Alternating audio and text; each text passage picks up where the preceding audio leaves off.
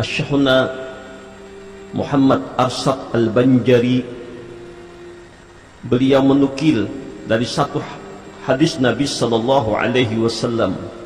Ujar sidin, Rasulullah bersabda, "Man arafa nafsahu faqad arafa rabbahu."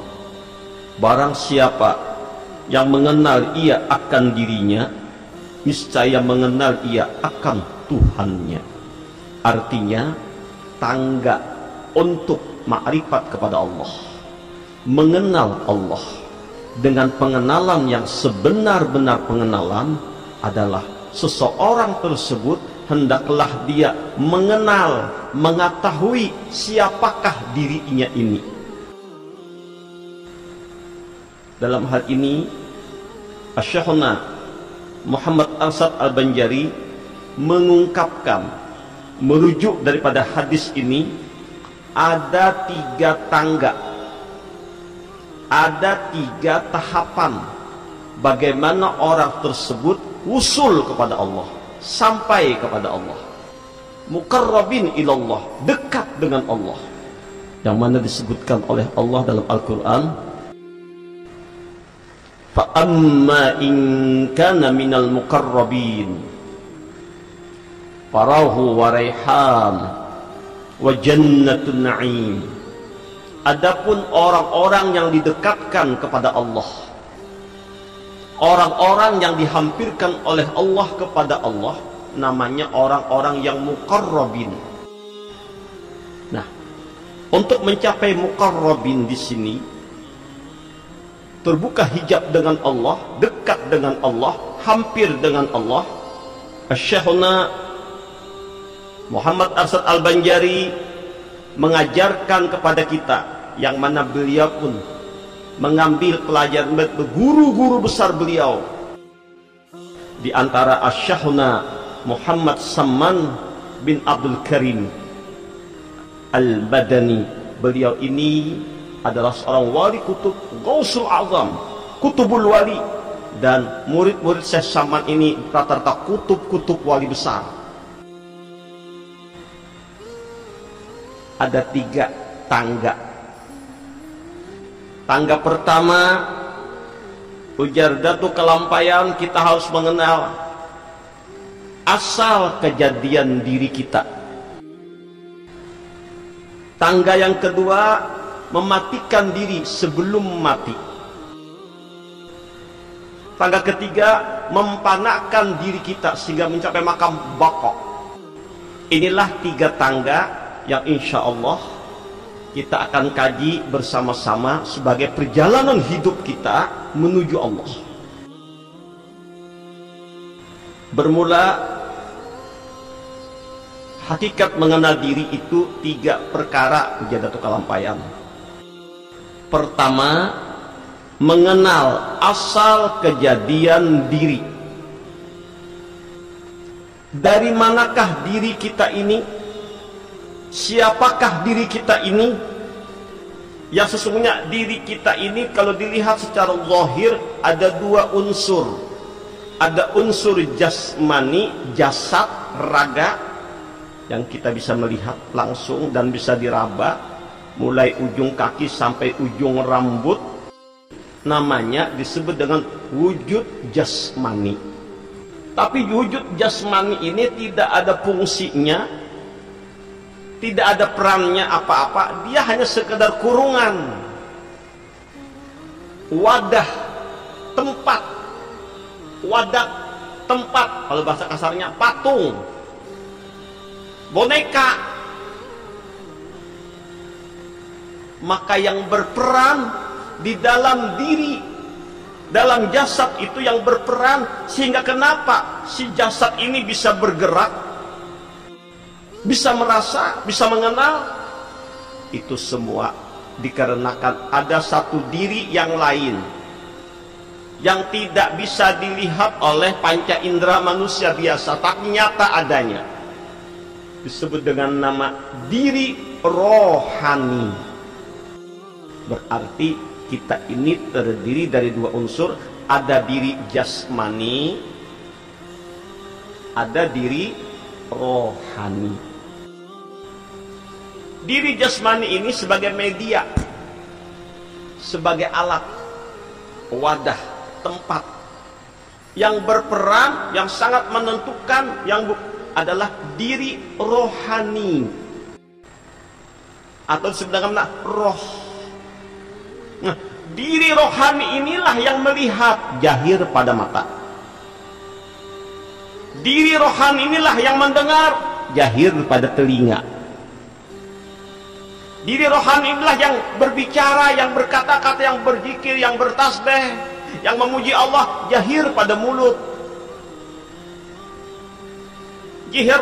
Diri rohanilah yang berpikir, yang mendapatkan wawasan keilmuan jahir pada otak. Diri rohanilah yang merasa sakit, senang, sedih jahir pada rasa. Diri rohani yang bergerak, berbuat, berlaku jahir pada anggota. Jadi yang bergerak, yang berbicara, yang ngomong, yang rasa, yang sebenar-benar diri kita itu adalah diri rohani. Coba kita lihat contoh orang yang sudah meninggal dunia. Tidak ada yang kurang dari mereka, Bapak Ibu. Mayat, jenazah, mata ada, gak hilang matanya. Mulut, telinga, hidung ada, semuanya lengkap. Jantungnya nggak hilang, semuanya ada. Tapi kenapa tidak bisa bergerak? Kenapa tidak bisa bicara lagi? Kenapa tidak bisa berbuat? Jawabannya karena rohnya tidak ada. Berarti sekali lagi sesungguhnya roh inilah yang bergerak, roh inilah yang melihat, roh inilah yang berzikir, roh inilah yang bergerak, roh inilah yang sholat, roh inilah yang baca Quran, roh inilah yang ma'rifat, roh inilah yang mendengar, roh inilah yang berkata-kata, roh inilah yang merasa senang, yang merasa sedih, yang merasa sakit, yang merasa bahagia, yang merasa segala-galanya. Roh itulah hakikat diri kita. Nah sekarang dari mana asal jasad kita ini? Dari mana asal roh kita ini?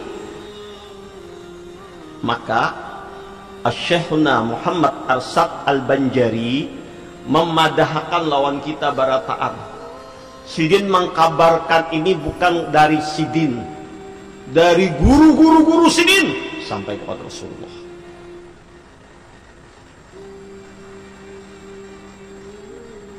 Ulama besar, alim, arif billah, imam kita, patokan kita baik dalam ilmu tauhid, ilmu fiqh, tasawuf, yang dalam lagi kebenarannya, keulamaannya, kewaliannya, karamatnya, punya juriat, sampai di atasnya ada syekh besar Abina Zaini bin Abdul Ghani yang juga menyaup ilmu dari beliau.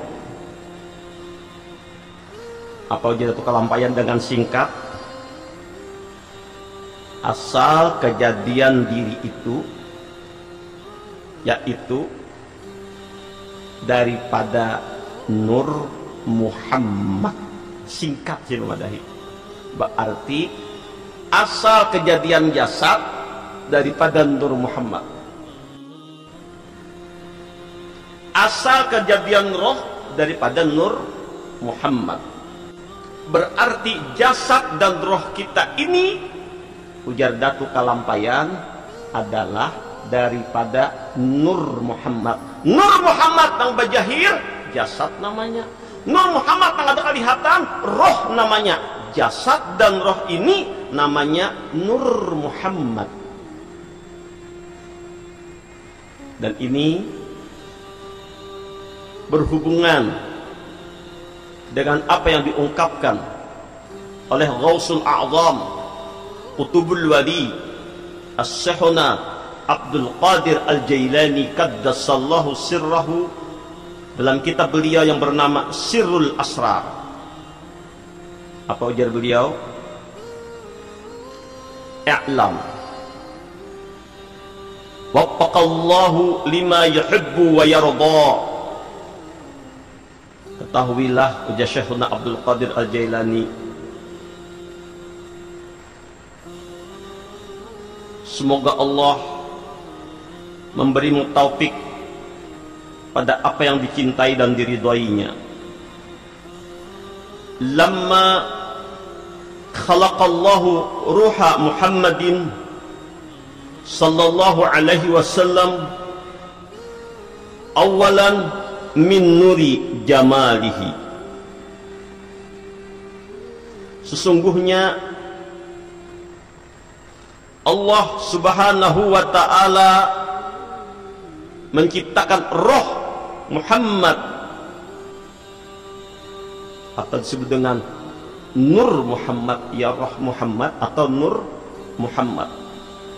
Pertama kali yang diciptakan sebelum adanya yang ada, sebelum adanya langit, sebelum adanya bumi, sebelum adanya segala sesuatu, adalah yang pertama diciptakan Allah, dizahirkan oleh Allah, rohnya Muhammad sallallahu alaihi wasallam, min nuri jamalihi, daripada cahaya jamalnya, daripada nur jamalnya Allah.